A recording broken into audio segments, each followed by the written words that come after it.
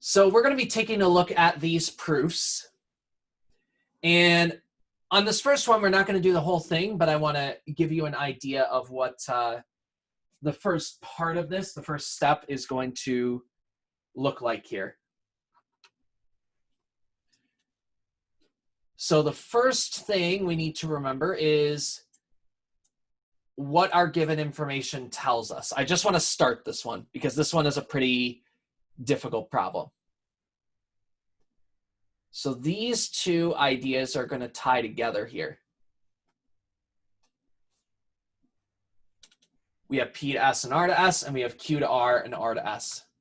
So type out in the chat to me if you remember, first off, what that symbol means, and if you remember, what are we going to mark in the diagram based on that symbol? What does this information, not just what's the word, but what does that word tell us about the diagram? So I'll tell you that this eventually ends up being hypotenuse leg. And that's because this symbol means, we just saw this when we looked at the vocab, this symbol means perpendicular.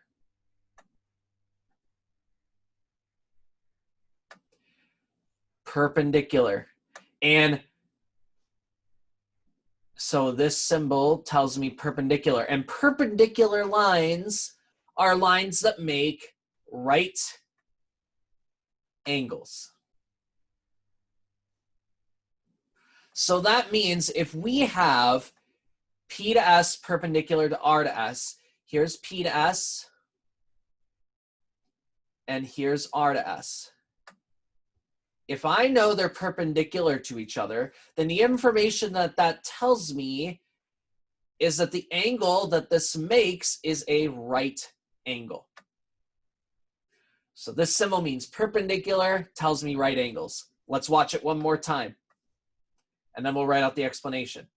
Q to R is perpendicular to R to S.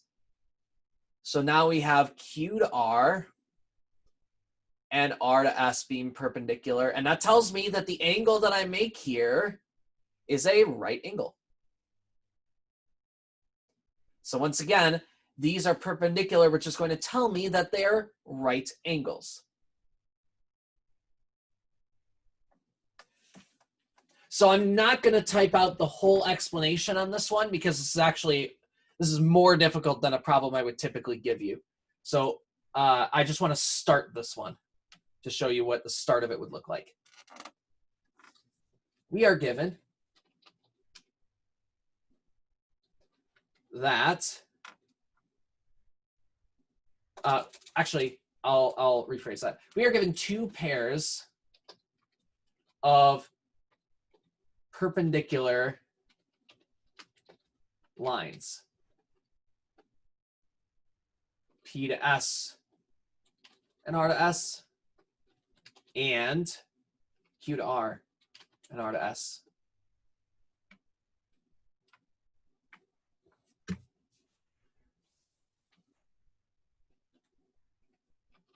Which tells us that the angles formed, which are PSR and QRS, are right angles.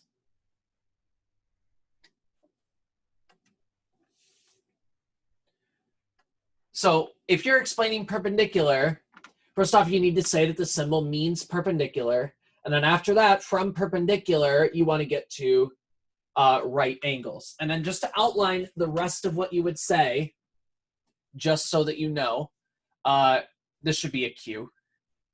Should be Q to S and P to R. So Q to S and P to R, that is, here's Q to S, here's P to R. So those are my diagonals across from the right angle. So there's my hypotenuse. And then R to S is going to be congruent to itself by the reflexive property.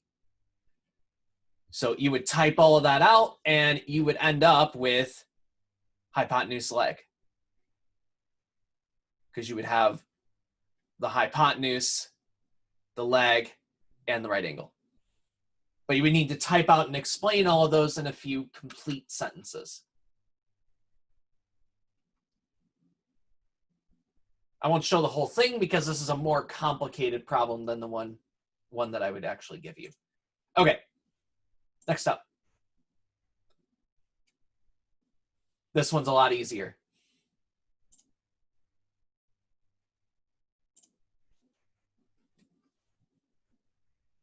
And the first question I want to ask here is if you can spot how we're going to get these triangles congruent. Because that can help outline what we're going to write out in our proof. Because that's the first thing we're going to do. So do we want to use side, side, side, side, angle, side? Which one are we wanting to use here? Type out in the chat if you think you know. And then here's my other question. We've got one other piece of information that we can get in this diagram. Other than the two things that are given to us, we got one more thing we know. I want to know if you can spot it.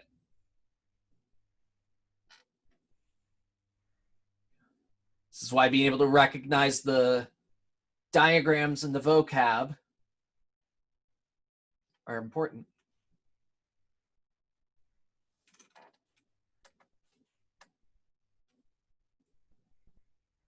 Boom, boom. These angles are across from each other. These are vertical angles. So we're going to make sure we explain that these are vertical angles, and that's going to give me these two angles, and then the side over here isn't included between my two angles. Right, here's the two angles. I would expect the included side to be right here, but it's not. It's the one over here. So this is going to be angle, angle, side.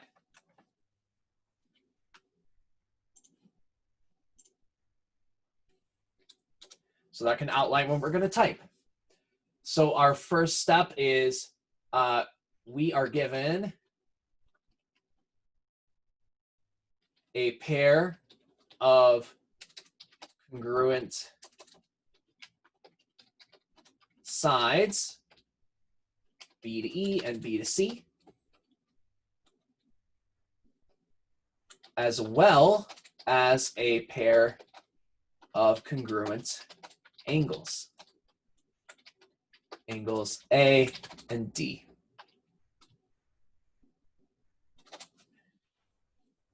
So we're just told those are congruent. So my pair of sides, I got one of my pairs of sides. We've explained it. And then I also have angle A and angle D, so I got a pair of angles as well. So that just leaves the vertical angles to explain. So let's type that out.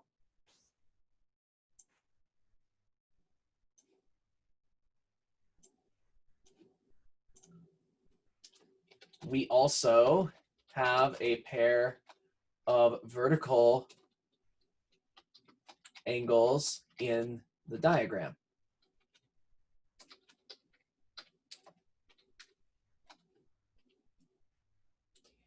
We're going to write out what those angles are. Angles ABE and DBC.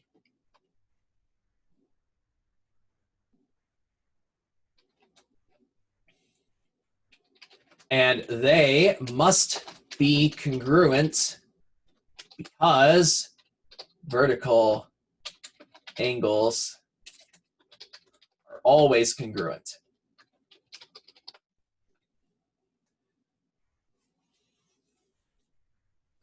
So that's our explanation of vertical angles. We're saying here's where they are, and vertical angles are congruent.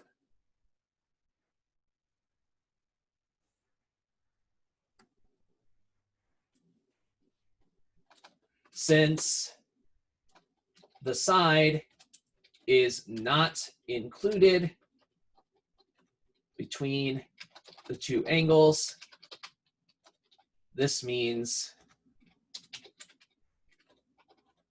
we will be using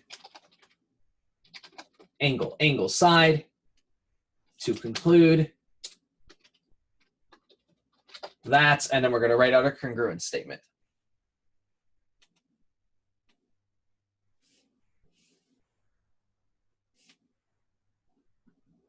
Remember, what I mean by congruence statement is that we're going to write out the triangles are congruent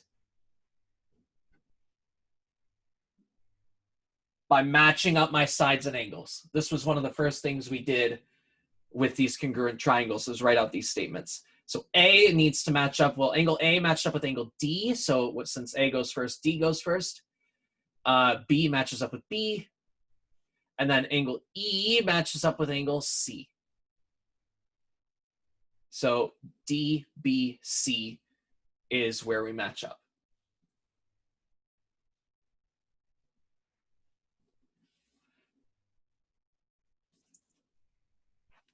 So we made sure to state out if a side or angle was given to us. If it wasn't given to us, if we had some other information like midpoint or reflexive property, so we have some of that other information like reflexive property or perpendicular or midpoint, then we explained how that leads to a pair of sides or angles being congruent. So if we said,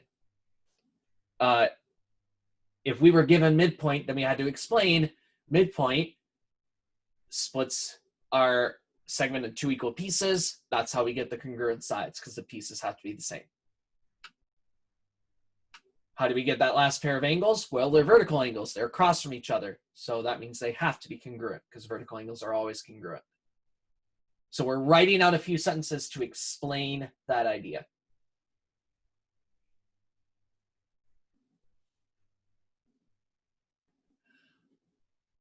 Last thing in these notes, and since I have a lot of homework assignments this week, I'm not going to collect these notes. I'm not going to have you turn in these notes because you have enough things to turn in here. Actually, where did the... Oh, I know where it went. Okay. I will look for that, and if we have time at the end of the hour, I'll do it. Okay. I want to give you some time to work because you have a lot of assignments to do this week. You have 3 in total, and then we have a test on Friday. So your test on Friday. Here's what you need to know. You need to have your methods for congruent triangles. So we had 5 of them. You need to be able to tell them apart from a diagram and kind of prove the triangle's congruent. You should be able to tell from a diagram what type of transformation is happening in the triangles. So for example, in that last one up here, you should be able to tell me that that was a rotation. It turned around, like A rotated around to D. You should be able to tell me, you should be able to write out congruence statements.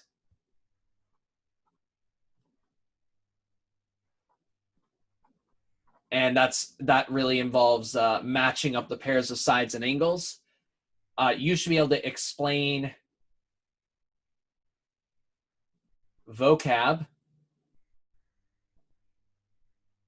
So you should know what things like perpendicular and midpoint and vertical angles and reflexive property, how to identify that in the diagram and what it tells you. That's why we've been drilling vocab this week. And then I'm going to give you 1 or 2 proofs like we've been doing in the notes here, where I'm going to give you some information and you're going to explain to me why the triangles are congruent in full and complete sentences. So you have 3 main homework assignments this week. The first is the vocab, so hopefully you've already done that. That's already done. The second is a worksheet similar to what we did in the notes. So you're going to have 3 different given information, and you're going to write out sentences. I want full and complete sentences here. If you just have a couple words here, I'm not giving you credit for this assignment. Make sure you have full and complete sentences written out for how you know these triangles are congruent. If there's information that's not that the sides or angles are congruent, make sure you're explaining it. If there's something in the diagram, make sure you're explaining it. And then you have a review on Savas. So if you go into Savas Realize, there should be one that's called Congruent Triangles Review. That's going to focus more on the stuff we talked about before Thanksgiving break and give you a refresher on the type of questions I might ask there. So if you do these 2 assignments put together, then that should have you pretty well prepared for these.